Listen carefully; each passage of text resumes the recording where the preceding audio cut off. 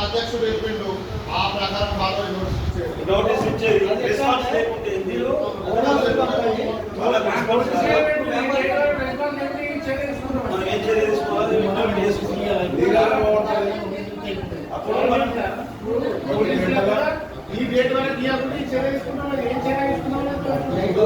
ఏ చర్య తీసుకుందాము అంటే మనం ఇష్టం చర్య కాదన్న దానికి సంబంధించింది లీగల్గానే మనం ఏం చేసినా కానీ తప్పుల్లో పోవద్దు.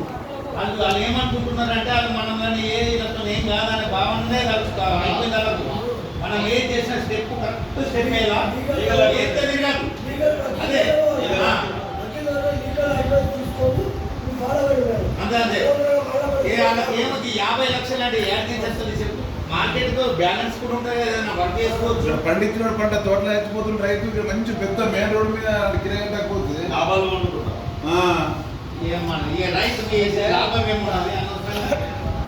రెంట్లు పర్ఫెక్ట్ గా రెంట్ వస్తున్నాయి. రెంట్ ఎక్కడ ఏం డ్యూ లేదు. ఏరియాస్ డ్యూ ఉంది. ఏరియాస్ మీన్స్ ఏంటి? రెంట్ కాలేదు. మనము వీళ్ళు మన దగ్గర రూమ్ తీసుకున్నప్పుడు 2 ఇయర్స్ ఒకసారి 5% పెంచాలండి. 2 ఇయర్స్ ఒకసారి 10% రెంట్ ఇంక్రీజ్ చేస్తూ ఇవ్వాలనేది మన అగ్రిమెంట్లో. ఆ ఇయర్ వైజ్ 2 సంవత్సరాలకు ఒకసారి 2 సంవత్సరాలకు ఒకసారి పెంచుకుంటూ ఉన్న రేటుని 2 సంవత్సరాల తర్వాత 10% వసూలు చేయాల్సింది. అప్పుడున్న పాలక వర్గము నాయకుల ఒత్తిడి వల్ల 10 సంవత్సరాలు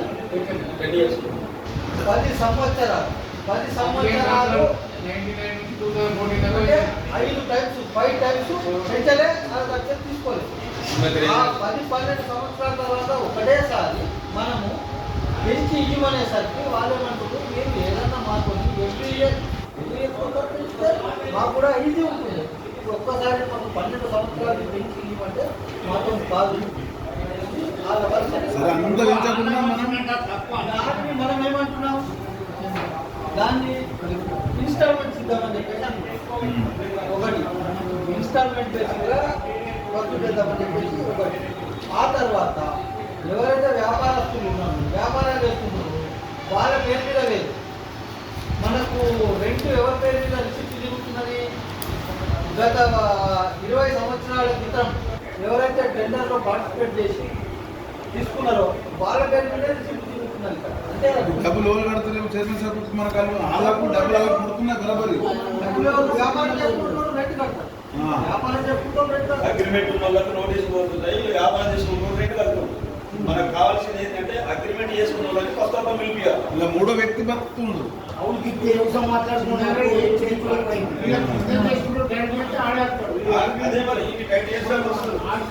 ఈరోజు ఆర్మూర్ మార్కెట్ కమిటీ సర్వసభ్య సమావేశం వైస్ చైర్మన్ గారు, గౌరవ డైరెక్టర్ల ఆధ్వర్యంలో నిర్వహించడం జరిగింది. ఈ సమావేశంలో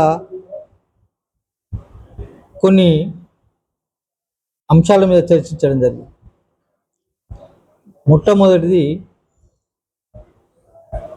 వ్యాపార సముదాయానికి సంబంధించినటువంటి 36 ఏవైతే షాపింగ్ కాంప్లెక్స్ ఉందో, మడిగలు ఉన్నాయో, వాటి యొక్క ఏరియర్స్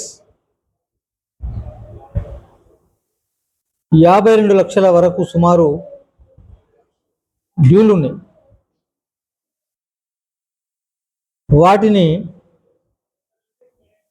వ్యాపారులకు పిలిపించి లేదా లీగల్గా నోటీసులు పంపించి ఆ ఏరియర్స్ని వసూలు చేసేదానికి ఒక తీర్మానించడం జరిగింది.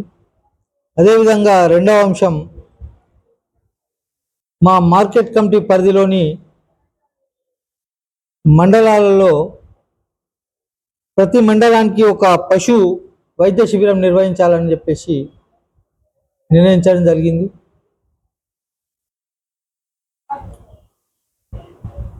మరియు రాబోయే యాసంగి కానీ పంటల యొక్క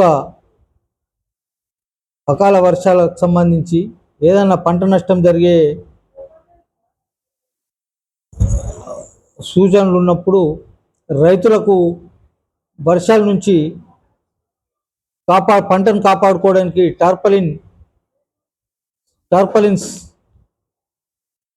అందుబాటులో ఉంచి సరైన సమయంలో రైతులకు అందించే విషయంలో తగు జాగ్రత్తలు తీసుకోవాలని చెప్పేసి మా సెక్రటరీ గారి ద్వారా కోరడం జరిగింది. దానికి సంబంధించి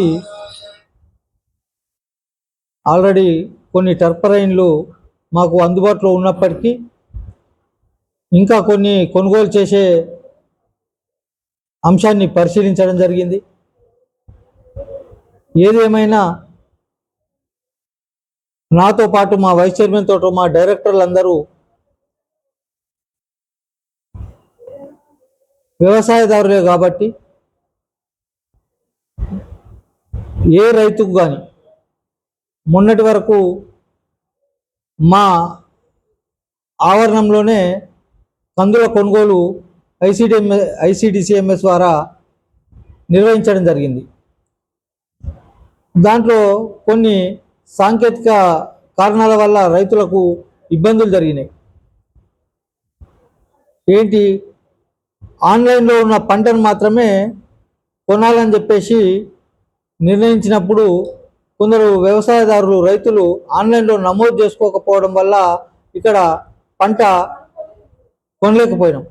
అటువంటి చిన్న కొన్ని ఇబ్బందుల్ని మా డైరెక్టర్ల దృష్టికి తీసుకొచ్చినందువల్ల దాని మీద కూడా చర్చించి రాబోయే రోజుల్లో రైతులకు ఎలాంటి కష్టం నష్టం లేకుండా చూసుకునేందుకు మేము అందరం సిద్ధంగా ఉన్నాం. రాబోయే రోజుల్లో ప్రభుత్వం రైతుల గురించి ఎలాంటి నిర్ణయాలు తీసుకున్నా మేము రైతులకు అందుబాటులో ఉండి వారికి అన్ని విధాల సహాయ సహకారాలు అందిస్తామని చెప్పేసి ఈ సందర్భంగా తెలియజేస్తాం. మార్కెట్ కమిటీ సర్వసభ సమావేశము నిర్వహించడం జరిగింది. గౌరవ మార్కెట్ కమిటీ అధ్యక్షులు సాయిబాబు గౌడ్ గారి అధ్యక్షతన జరిగింది. దానికి మా గౌరవ డైరెక్టర్లు అందరూ మీటింగ్కి హాజరైనరు. అలాగే ఇప్పుడు ఆయన చైర్మన్ గారు చెప్పినట్లు అంశాల మీద తీర్మానం చేయడం జరిగింది. అలాగే ఇంకోటి కొత్తగా ఏంటంటే మా మార్కెట్ కమిటీలో ఫండ్ బాగుంది. దానికి గ్రామాల్లో ఇంటీరియల్ అంటే రైతులకు సంబంధించిందే, అంటే ఇప్పుడు మైసబ్ల గ్రామం ఉందనుకోండి, రైతులు పోయే ఇంటీరియర్ రోడ్డుకు పెట్టేందుకు అగ్రికల్చర్ కోసం రోడ్ల కోసం తీర్మానం చేయడం జరిగింది. దానికి అనుమతి లేదని వీళ్ళు సెక్రటరీ గారు చెప్పారు. దానికి మా అధ్యక్షుల వారు ఆయనకు సంబంధాలు బాగానే ఉన్నాయి కాబట్టి పిసిసి గారి ద్వారా మా ఇన్ఛార్జ్ ఆర్మూర్ మా వినయ్ రెడ్డి గారు మా కాంగ్రెస్ ఎమ్మెల్యేనే, ఆయన ద్వారా ఈరోజు మేము మాట్లాడుకొని మా ఇన్ఛార్జ్ వినయ్ రెడ్డి గారిని మా అధ్యక్షులు మేము అందరం కలిసి పిసిసి గారి ద్వారా మా మినిస్టర్ ఎవరైతే ఉన్నారో తుమ్మల నాగేశ్వర్ అగ్రికల్చర్ మినిస్టర్ ఆయన దగ్గర తీసుకెళ్ళి మా ప్రతి ఒక సభ్యుడికి 20 నుంచి 20 లక్షల ఇంటీరియర్ రోడ్డు కానీ ప్లాట్ఫామ్ ఏదైనా సరే దాన్ని కృషి చేస్తారని మా అధ్యక్షుడు గారు మంచిగా సంతోషంగా చెప్పారు. దానితోడు గ్రామం ఏదైతే మార్కెట్ కమిటీ ఉందో ఎక్కువ మటుకు రైతులకు సంబంధించింది కాబట్టి దీంట్లో రైతులకు భవిష్యత్తులో ఇప్పుడు కందుకాలు తొగర్లు ఏదైతే మొన్న పెడితే ఐసిడిఎం వారు నిర్వహించారు. దాంట్లో ఏం ప్రాబ్లం అయిందంటే చాలామంది మా గ్రామంలో సుఖ కొందరికి దాని ఎవరైతే ఉందో ఆ నంబర్ లేక ఏది భూమి ఏదైతే ఉందో ఆన్లైన్లో లేదని వాపసు పంపడం జరిగింది. అటువంటి ఇబ్బందులు కాకుండా నెక్స్ట్ ఏ సమస్య వచ్చినా మేము సెక్రటరీ గారి దృష్టి తీసుకెళ్ళి మా చైర్మన్ గారు మేము అందరం కలిసి రైతుల కోసం రైతుల సమస్యల కోసము రైతుల ఆఫీసు కాబట్టి రైతులకు సంబంధించింది కాబట్టి రైతుల కోసం మేమందరం కృషి చేస్తామని ఈ సభకు తెలియజేస్తాం.